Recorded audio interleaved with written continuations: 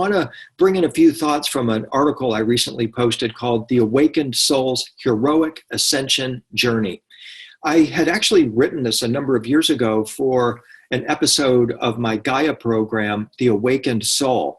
But I decided to update it and revise it a little bit in the context of our current challenge with the coronavirus. And I think that it's a very helpful concept to review at this time as we look for tools and ways that we can navigate or better navigate through our scenario. And once again, we see the rising soul. This is a painting by Giotto.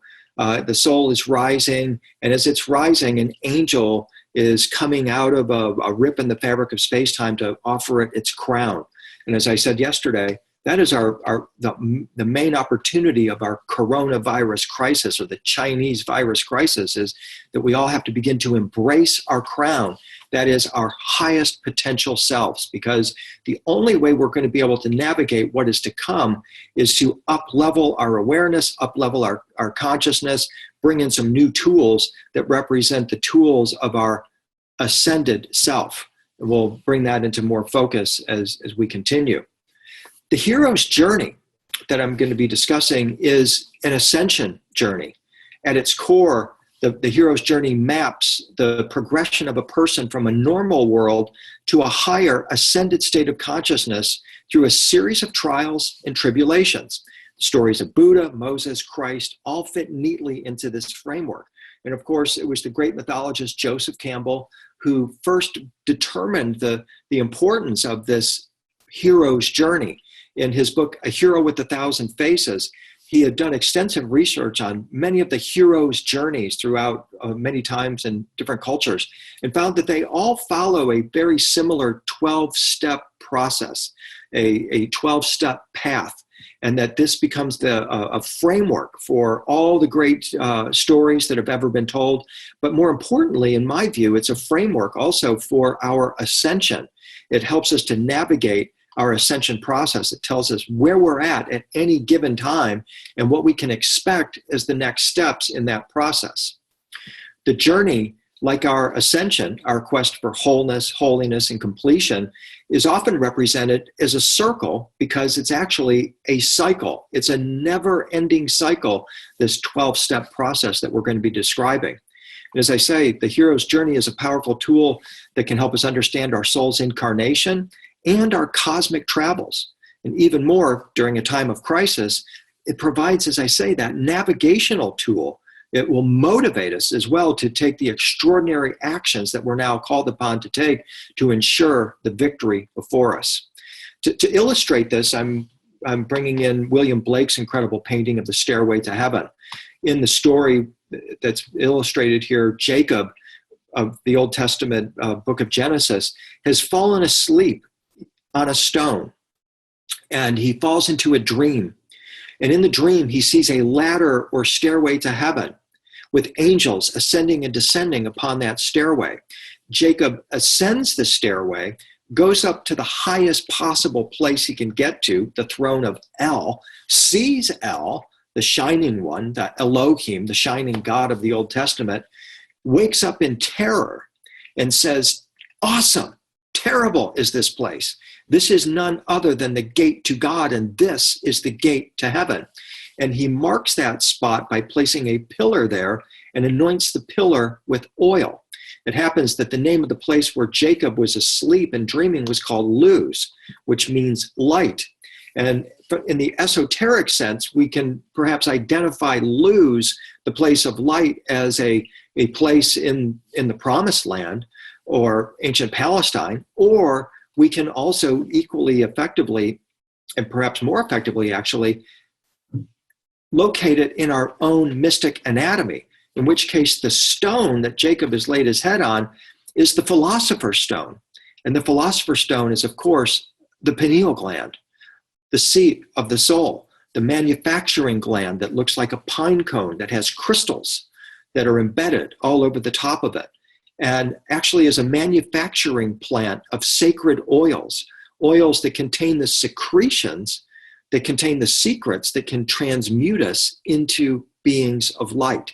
And that is the highest esoteric interpretation of Jacob's experience. So here's Jacob asleep on the stone awakening the pineal gland. He ascends the stairway, and now that his third eye is wide open and no longer blind, he can see all these higher dimensional beings, the angels that are coming and going, that are there always to assist each and every one of us on our ascension, if we can just call on them, if we can open our spiritual eyes to their existence and begin to expand our frequencies to enter into their realm. They are there waiting for us, and their goal is to assist us on our ascension. It's very clever that William Blake shows these angels, and indeed Jacob, going through the sun. He's riffing here on ancient Egyptian Stargate metaphysics, that our sun is a sun tunnel, a star tunnel, a portal. The way to heaven is literally through the sun, the S-U-N. So we can put a Stargate ring around the sun, and we get the ancient concept right before our very eyes, that our sun is a portal to other realms. As I said, Joseph Campbell broke down the monomyth, the hero's journey, into 12 steps. He does, as a matter of fact, describe 17 stages. However, the popularized version of the hero's journey usually has 12. So I'm going to be working with 12 today. Generally speaking, these journeys are divided into 3 acts: a departure, an initiation, and a return. We can think of that in terms of our life, that we originally departed our original homeland, our source place, the kingdom of heaven, the pure land. We came to earth for a period of initiation, and then we will ultimately return to that higher, finer place that we emerged from, or perhaps even go to another place altogether. We've all experienced a birth. We will all experience a life, which is what we're experiencing now, and we will all experience a death, a rebirth, a resurrection, and an ascension. And what our belief system is that we can guide our ascension. We can choose our path of ascension. We can prepare for our ascension while we are living, as opposed to waiting for our time of death, when hopefully, if we get lucky, someone's going to be there to assist us. So the hero's journey begins with the hero in the ordinary world, the comfort zone. If we think of the circular hero's journey as a clock, this is 12 o'clock. So at 12 o'clock, our hero is home, he's restless, maybe wishing for a higher calling. Something is missing in his or her life. But what? Usually she's oblivious to what is to come. In our present scenario, this is January, February 2020. We're all living our ordinary world, the normal world that people think we're going back to, but we never will go back to because we can't. So we're in January and February. It's pre-coronavirus lockdown, self-imprisonment, whatever term we want to use for this present scenario. And we're going along just fine. And then suddenly at 1 o'clock, something happens. Our journey begins when we receive a call to action, such as a threat to our safety. We're watching the news, and all of a sudden the news says, folks, it's time for you to head home. And instead of heading home, everybody stopped at the grocery store along the way and cleaned out the grocery stores. And we're getting ready in almost a total panic now for what is to come, because it's unknown what is before us. But whatever it is, this threat to our safety, it threatens our family. It threatens our way of life, just like our present predicament. We're all waking up to the fact that we're just now beginning to apprehend exactly what we are dealing with in this scenario. Whatever the call is in the hero's journey, it shakes up the ordinary world of the hero and presents a challenge that must be overcome. A quest must be taken. A journey must be undertaken in order to overcome this challenge. In Campbell's research, he noted that often the hero refuses to accept the quest.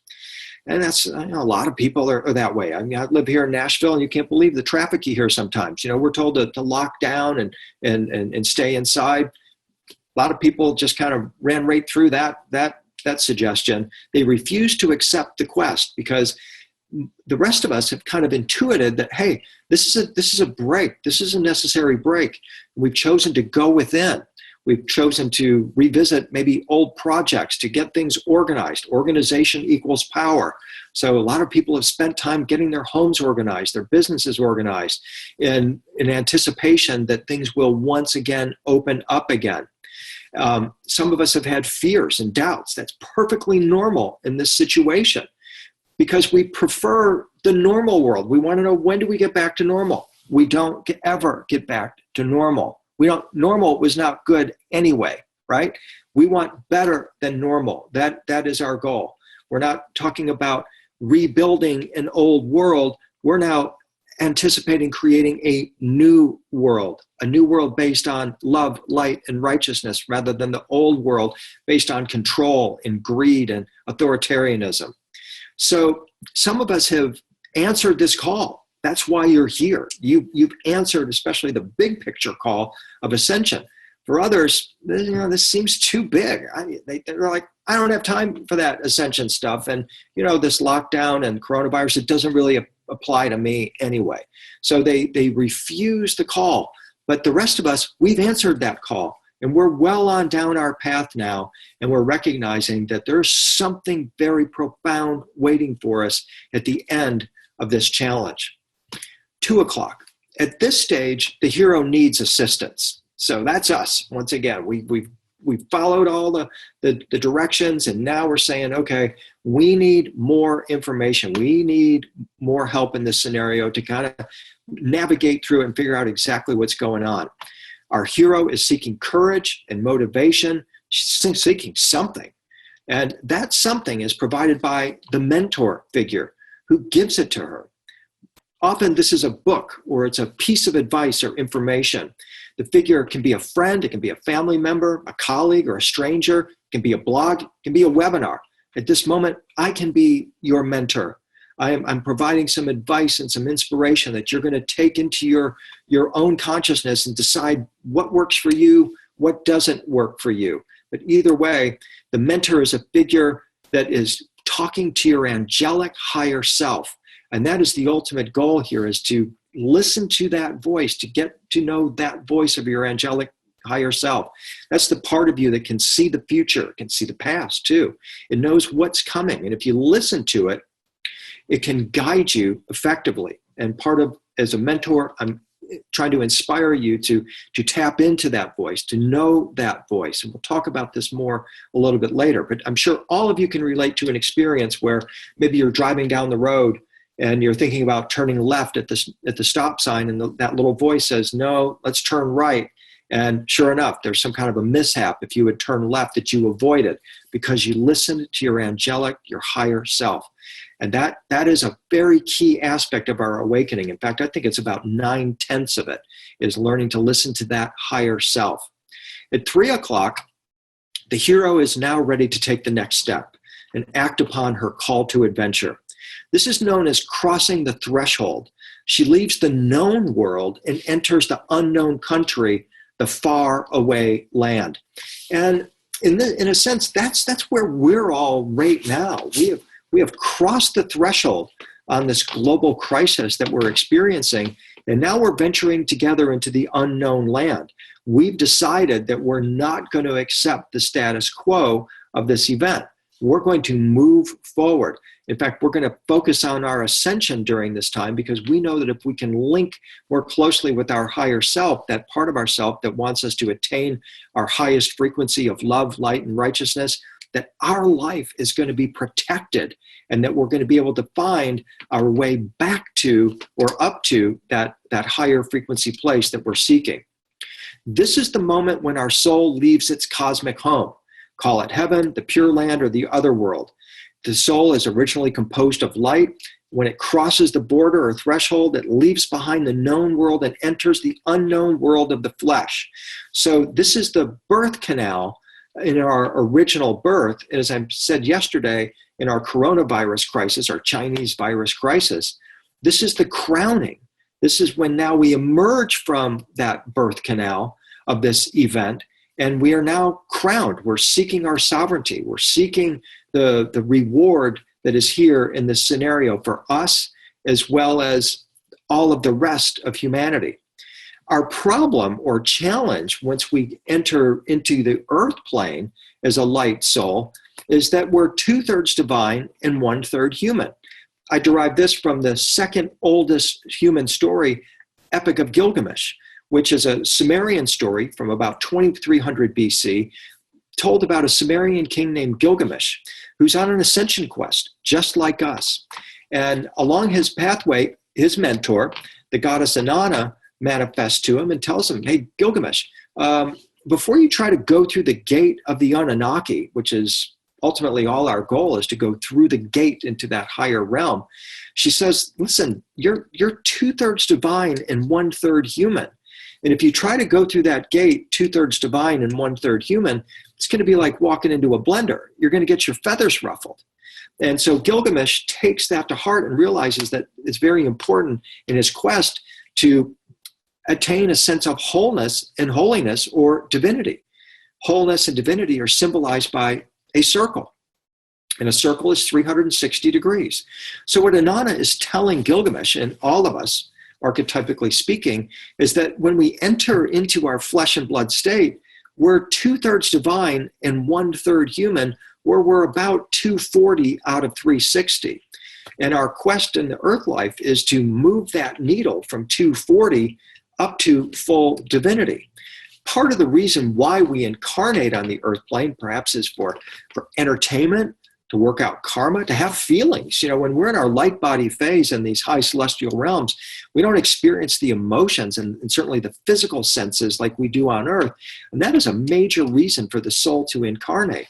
But the main reason, according to the high mystical traditions, that we choose to incarnate is because we're agents of our source, our creator. We're agents of love and light. And our mission in incarnating on earth is to spread compassion, love, and light, and also to help the souls that are trapped here to return to their original source. But as we incarnate, it's almost as if we've got one arm tied behind our back. We don't have our soul's full capabilities available to us at all times, but we have the promise of being able to remember or recall those and reinstall them and utilize them during our earth journey. And that is part of the path of ascension. Our quest for wholeness is a recalling or a remembering, a reunion with our soul's true capabilities of love, light, compassion, as well as the ability to instantly manifest wishes, to levitate, to do all the superpowers of the ascended beings. At 4 o'clock, having left the ordinary world behind, there's no turning back. And again, this is about the 4th time I mentioned this to us today, that we can't go back to the normal world of January, February 2020, because that world never was normal to begin with. We want to instead persevere on our journey and learn how we can transform what we have now into what it is that we actually do want.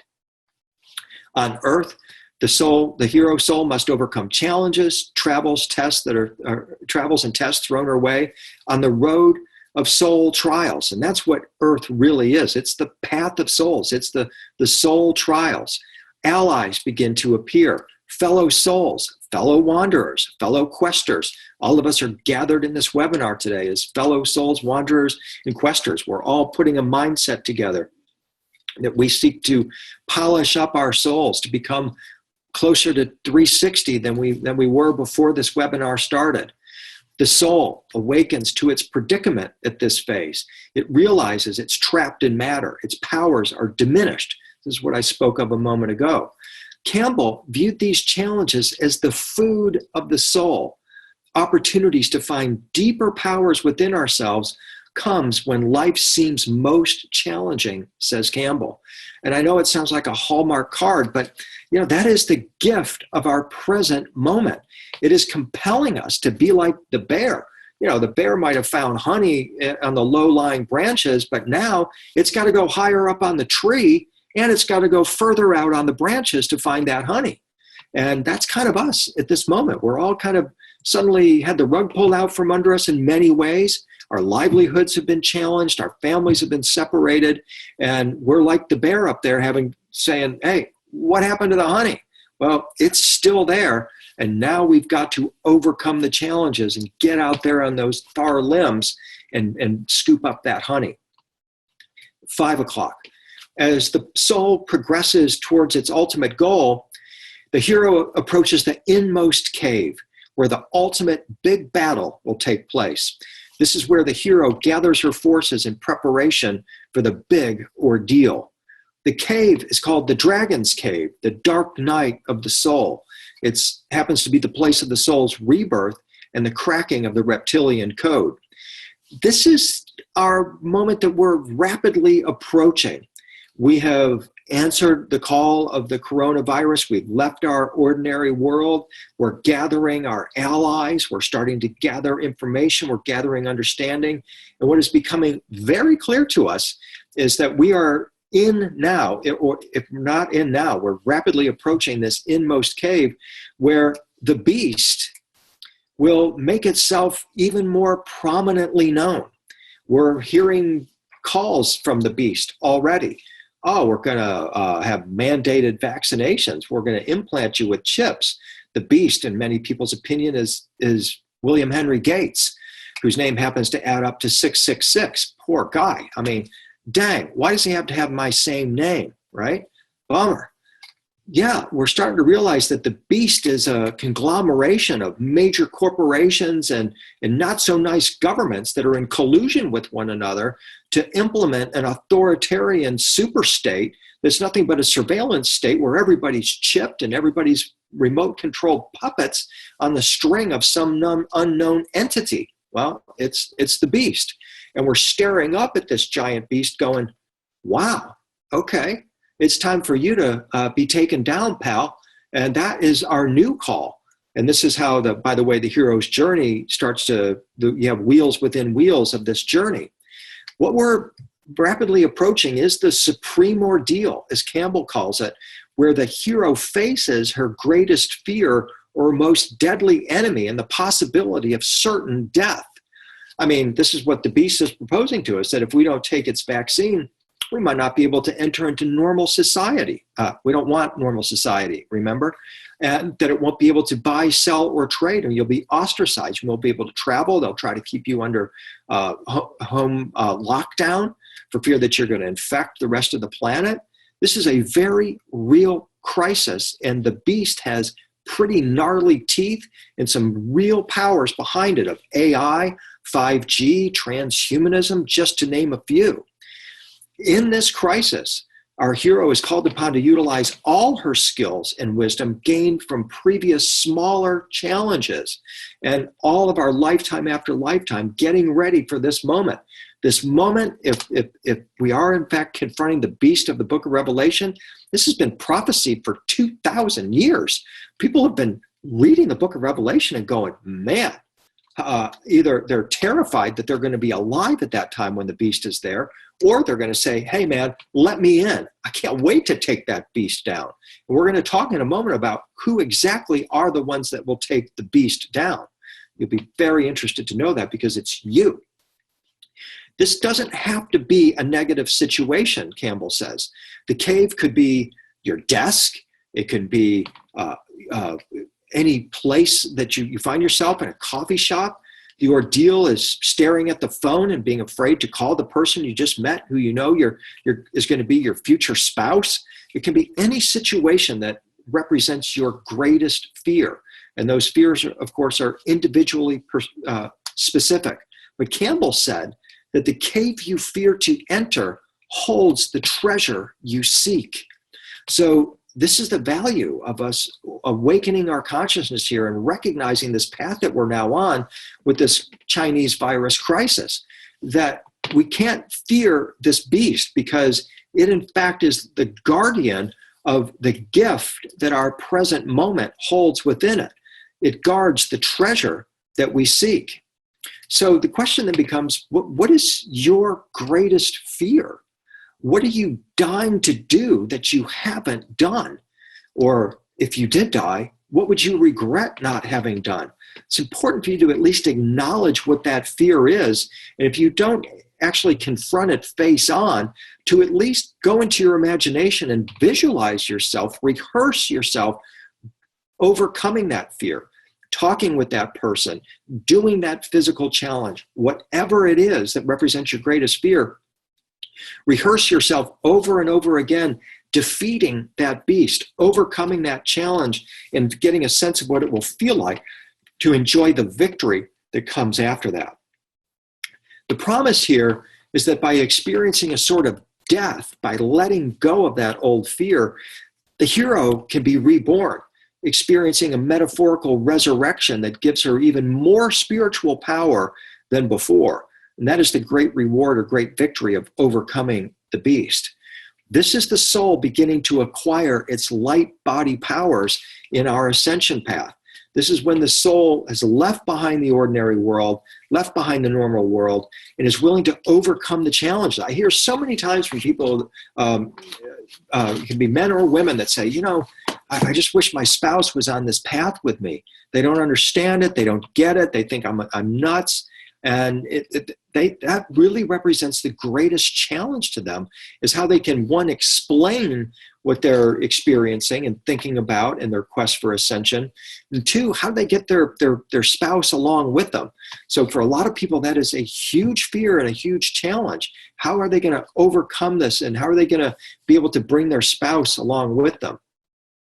So the question becomes then, can you imagine your soul with all its light body powers activated?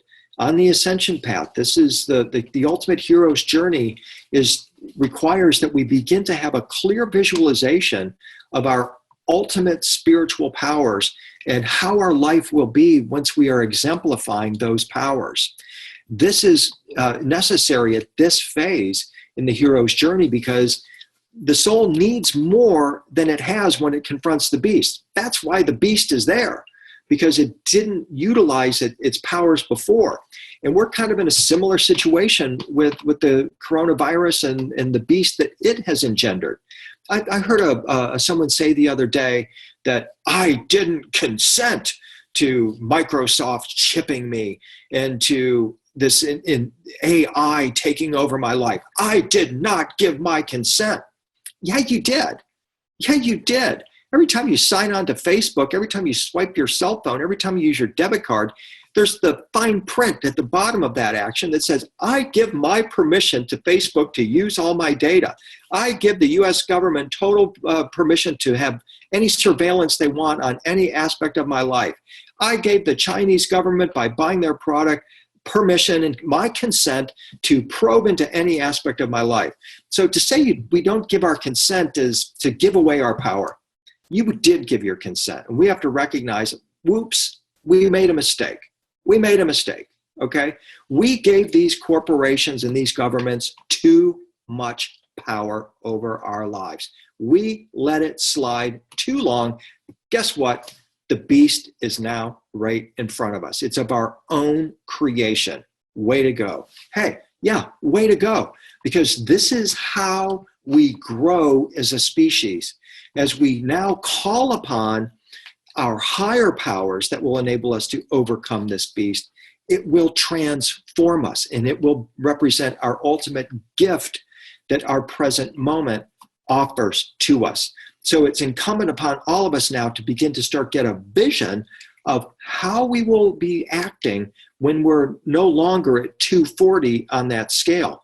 We're now all called upon to act as if we're at 300 or beyond, hopefully even much beyond that, because those powers are within us, and it's time now for us to start activating them, and this situation will assist us in that endeavor. We're going to talk more specifically about that a little bit later. 7 o'clock. After conquering the big ordeal, after overcoming the beast, after sending Bill Gates home to Seattle, or whatever, sending the Chinese government to another planet, or whatever, the big ordeal is overcome, and the hero is now transformed into a new type of being. She has a treasure to prove it, too. The treasure was gained by slaying the dragon in the inmost cave. We're not quite sure what our treasure is at the other end of our present encounter with the beast, but we know it has to do with a new heaven and a new earth and a new type of humanity that is based more on love, light, and compassion rather than greed, power, and control, and may or not involve a lot of AI and transhuman technology. On the ascension path, the treasure that we seek is the robe of glory, our robe of light, and our other soul apps, as those are the superpowers of the soul that are needed in order for us to be reborn. The treasure we gain by conquering the beast, ultimately in the ascension path, is the rainbow light body. And make no mistake, when we're talking about the beast and we're equating that with corporations that are seeking to pack your body full of transhuman technology and merge you with AI, I'm pretty well convinced from my research there is no more rainbow body manifestation. There is no ascension, because they will begin, as they already have, the thought control and mind control and brainwashing that says that you do not have a spirit or a soul to begin with. Remember, the beast is atheistic. It wants to convince you that you're a worthless just piece of data, and that data is all you were, data is all that you will ever be, and this notion that you're a soul and you can go on a path of perfection, according to them, is nonsense. So this is what is really at stake here in this scenario, is that if the beast succumbs, or if we succumb to the beast, take all those vaccinations and those chips, I don't think ascension is going to be a possibility for humanity. I hold the door open about this much, that a transhuman will be able to ascend, but I don't hold it open much further than that. So the treasure that is gained by conquering the beast is our rainbow light body, our ascension body, and the possibility of ascension for all future humans. I mean, not to raise the stakes too high, but it is on us. It is on us to be the ones to conquer this beast. And the book of Revelation says we will beat the beast. We will be victorious in beating the beast, but we still have to go through the process of actually beating the beast. This is Blake's painting here, or watercolor, where he shows Noah. And just as an aside, I wanted to just say that this is another way that viewing these myths and stories and sacred traditions through the rainbow body lens brings a different interpretation, and I think probably a more accurate interpretation of those myths or sacred stories. For example, we all know the story of Noah, that he built an ark. He was told by God that when the Younger Dryas was about to happen, that when Atlantis was about to go and be sunk, that he was to build an ark and to take DNA samples of various creatures and bring them on the ark 2 by 2 and ride out this global cataclysm. Well, what the book of Genesis says about Noah is very interesting in our context. It says Noah was a just man, meaning Noah was a righteous man. He was perfect in his generation, and Noah walked with God. You know, wait a minute. When we look at these terms or define them in the terms we've been speaking of, the word perfect means to be whole, holy, complete, compassionate, and it also means to be in your rainbow light body, as in the Tibetan Great Perfection or rainbow light body tradition. So interpreted this way, Noah is a righteous man. He was whole, holy, complete, compassionate, and he was in his rainbow light body, and Noah walked with God. Well, the only other person in the Old Testament who walked with God was Enoch. And there's no question that when we're talking about Enoch walking with God, it meant that Enoch ascended. In fact, Enoch is considered the first human to ascend, at least in the Old Testament tradition. But here, looked at through our lens, this is saying Noah didn't build an ark out of wood. Noah built a cosmic boat. He built a light body. He was perfect in his generation.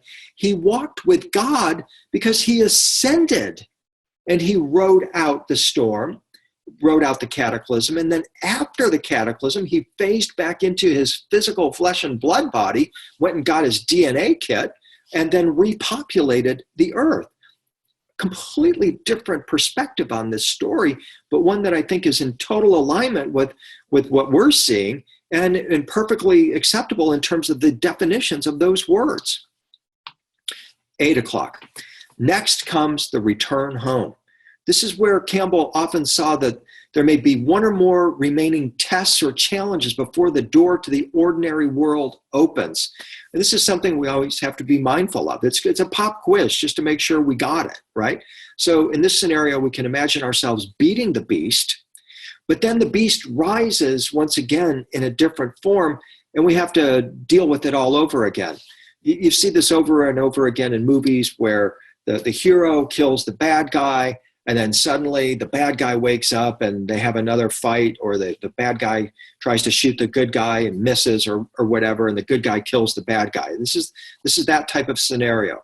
This is where the beast that was slayed is reborn for one last fight, where the enemy we thought was neutralized suddenly attacks or manifests. Often, Campbell noted, the hero must choose between their own personal goals and that of a higher goal at this moment. Choosing the higher goal raises the stakes considerably. Now, with everything on the line, the hero faces her final and most powerful encounter with death. And this seems to be our ultimate test. Our mentor or our higher self wants to be sure that we learned the lesson. So a pop quiz is called. And, thinking about it in our context of our conversation yesterday, we discussed the civilization of Atlantis, about how it went away from living a righteous and virtuous life, and the divine element within the Atlanteans diminished. And that Edgar Cayce and others came along and said that the Atlanteans were in fact misusing technology. And so the Atlanteans failed the test. And maybe they've reincarnated. Maybe we are the new Atlanteans. And the test has come back again. Okay, so humans have rediscovered AI. What are they going to do with it this time? Are they going to conquer it again, or are they going to subdue the beast? This is our cosmic pop quiz to see how exactly we are going to respond. 9 o'clock. The final stage of the hero's journey is the return home. It's at this point that the hero reflects on their self-transformation. This is the ascension. This is when the soul crosses the threshold and re-enters the heavenly realm. We're not quite at that place yet. We're still duking it out with the beast, but it does help to motivate us to know that on the other side of this challenge with the beast is our final stage of our journey and our emergence into the new world that we're seeking. The soul, the hero, what Campbell would now call the master of two worlds, has come full circle and returned to the ordinary world. Only now the soul is awakened and is now called a traveler. She has a story to tell and wisdom to share with the dwellers of the ordinary world. And what she discovers is that the ordinary world no longer exists. Because she has expanded her consciousness and grown her soul, she's in a new place within herself. Consequently, everything and everyone that she encounters out here is now completely different and renewed and refined. 10 o'clock. Here comes the new life, the new light body. The hero has been transformed by the quest on earth. Her soul has been upgraded. 11 o'clock.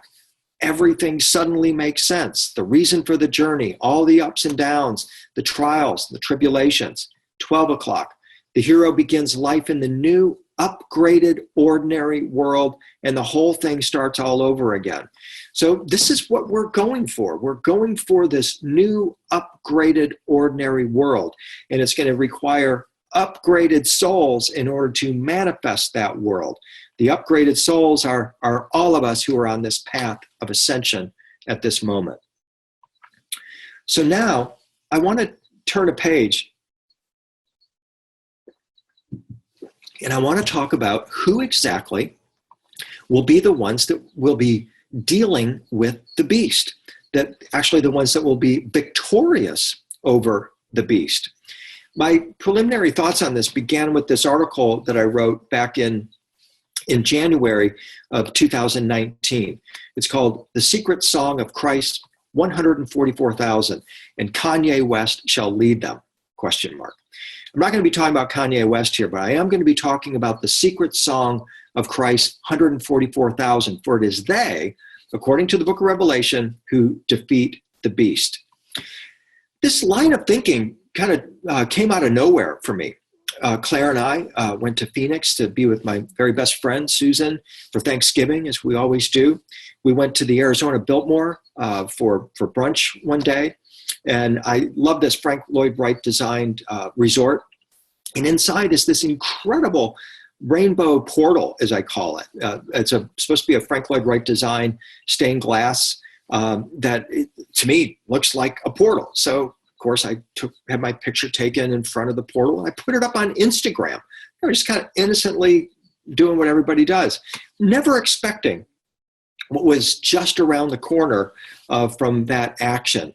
What happened is that one of the visitors to my Instagram page, which is I am William Henry, and you can access it, by the way, through my website, williamhenry.net, was talking about Kanye West and all these different rap artists, including Eminem and the Red Hot Chili Peppers.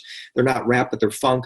And other musical artists that are totally into Jesus and totally into the rainbow light body and ascension, but they can't use the word Jesus or rainbow body or ascension, so they use different code words in their songs, but they're actually all talking about the 144,000 and the new song of Christ that these 144,000 souls are supposed to sing. And I'm thinking, what? That's incredible. And he goes on to say that all these rap artists and these musical artists are really into my work on the rainbow light body. And I'm like, okay, it's news to me. I have no idea if these people actually watch any of my programs or read my blogs or have read my books, but I hope so. I mean, it would be really absolutely incredible if they did. The commenter's theory is that many musicians, from funk to rap to hip hop to popular music, as I said, are secretly obsessed with Jesus and speaking codes in their songs to reveal to one another and to their awakened listeners their beliefs and understanding of the rainbow light body. I get that. I know a lot of musicians here in Nashville. I've known them famous and otherwise for a very long time. And I know what they like to talk about in their private moments. Aliens, light body, new technologies, what's coming on down the road, prophecy, the conspiracy theories, they're all totally into it. So do they listen to me? I don't know. But my point here is that the comment linked them to the 144,000 and the 144,000 to the rainbow light body. And that was a whole inspiration to me, a revelation, really. I had not studied the 144,000 up until that moment. Yeah, I mean, I've seen stuff online every now and then about people saying that they are the 144,000, and they may be. But I've never personally connected it to the rainbow light body. And so I started investigating this, and I was blown away by what I discovered. And I'm presenting that to you now because my sense would be you are part of the 144,000, these special souls that will beat the beast. And by the way, I think that number 144,000 is an arbitrary number. It's considered a sacred number. It's based on 12, like the 12 apostles, the 12 cranial nerves in the brain.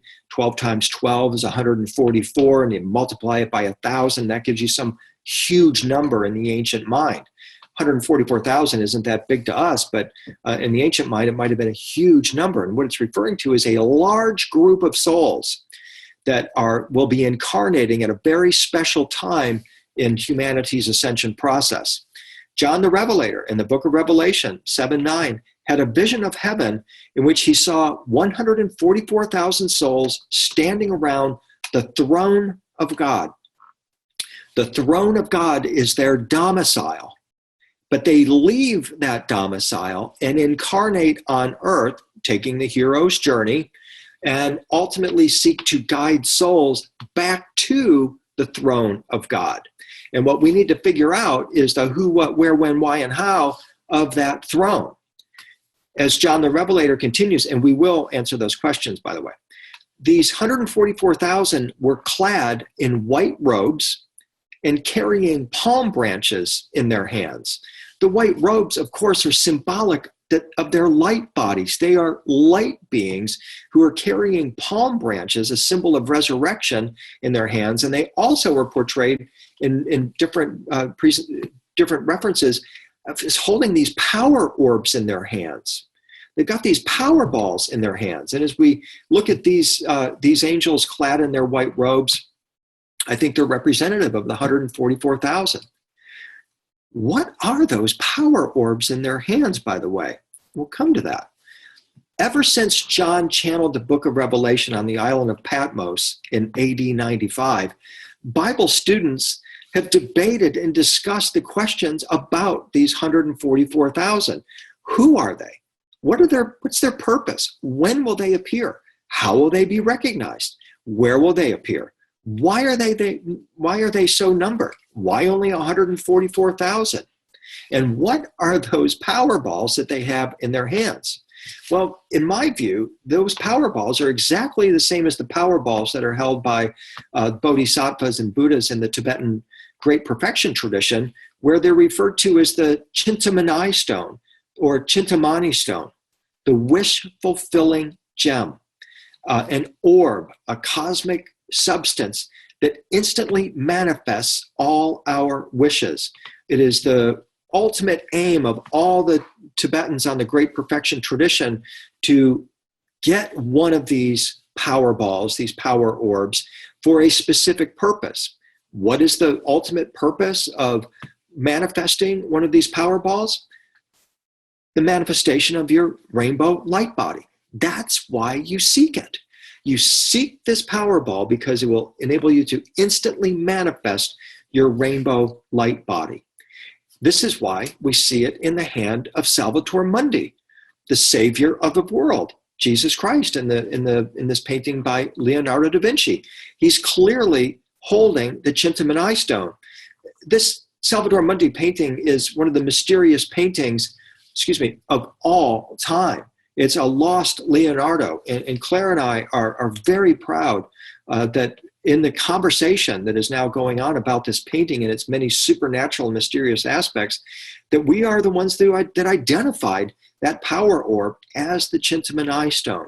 And what we believe is that Leonardo created an icon whereby Salvator Mundi, the savior of the world, can transmit to us the essence of that resurrection orb, of that power ball, and assist us in our own coronation, our ascension, and our transformation.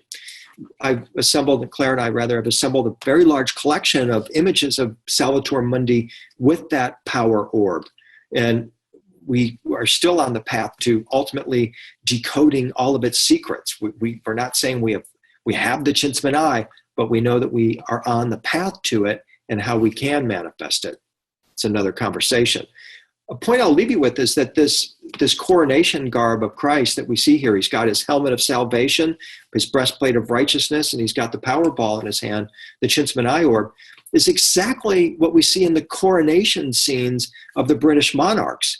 When Queen Elizabeth was coronated the Queen of England in 1953, she went through a coronation process that is based on Essene Mystery School teachings about ascension, until she ultimately sits on the throne and has her resurrection stick, her crown of sovereignty, and her orb of sovereignty, indicating that she is a sovereign being, the sovereign monarch of Great Britain.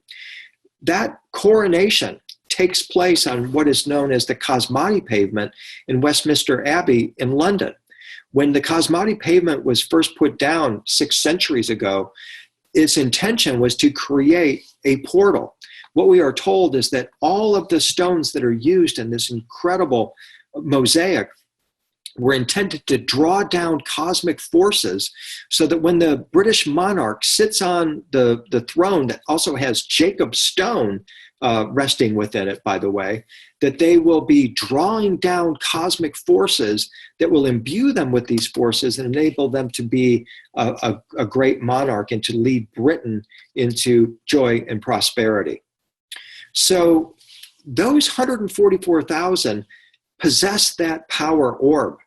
They possess that robe of light, but they leave it behind and have come to the earth plane on a very specific and profound mission. Here is what the Bible says about the righteous at the end. 144,000 is found in the first 8 verses of Revelation 7.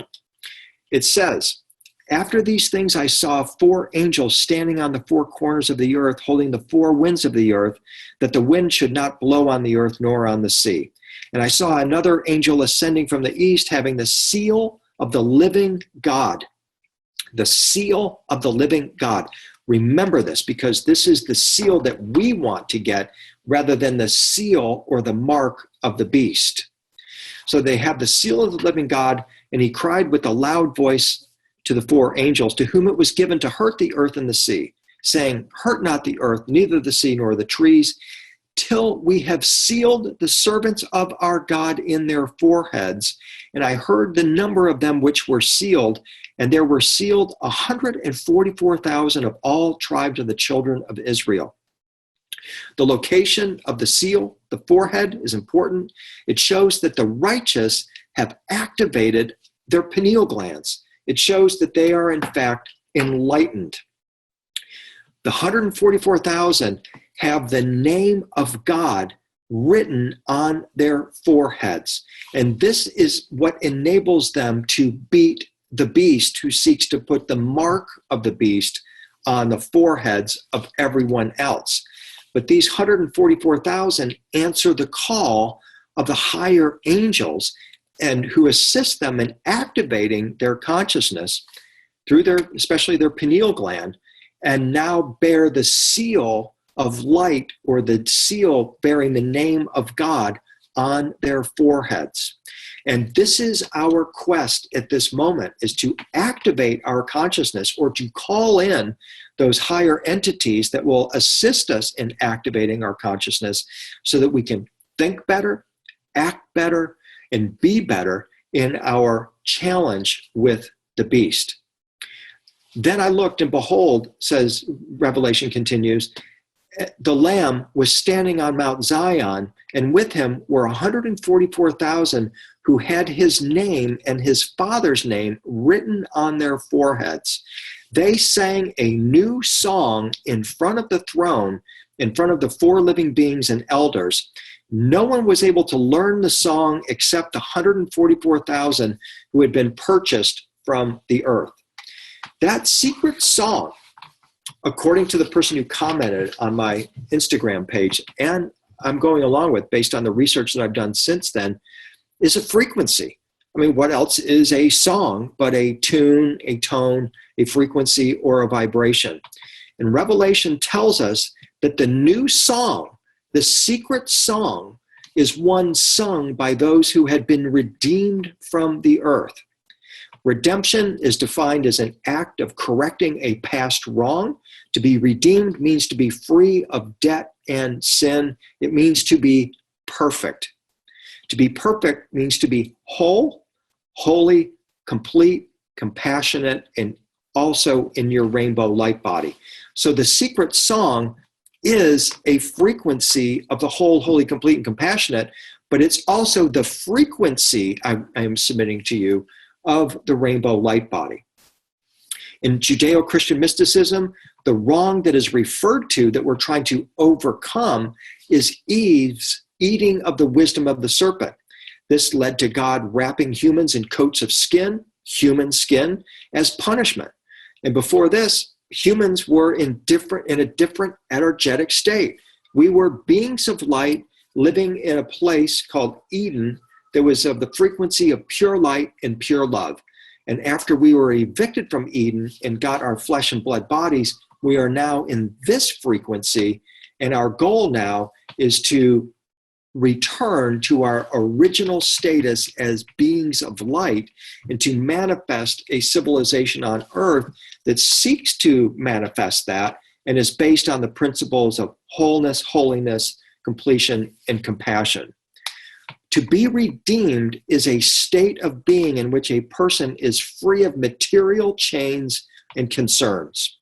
As long as you're in material chains, the one that's going to jerk your chain is the beast that seeks to keep you focused on lower vibrational, lower chakra type of issues of control, of fear, of anxiety, and all of those lower frequencies. The Essenes referred to the redeemed as the perfected ones, and perfection as a return to our original light bodies. This occurs when we unpeel our coats of skin and reveal our true selves, which is visualized in Christian and Tibetan art, once again, as a body of rainbow light. As the Redeemer, Jesus came to show us the way, the art and science to do this. That was his mission. We talked about this yesterday. Adam and Eve created the big mistake, if you will. Jesus parachuted in to redeem us, to help us to remember who we are as light beings, and then to show us how to become beings of light through acts of compassion to begin with. My presentation, The Compassion of the Cosmic Christ, goes into more detail about how Jesus showed us the way to do this.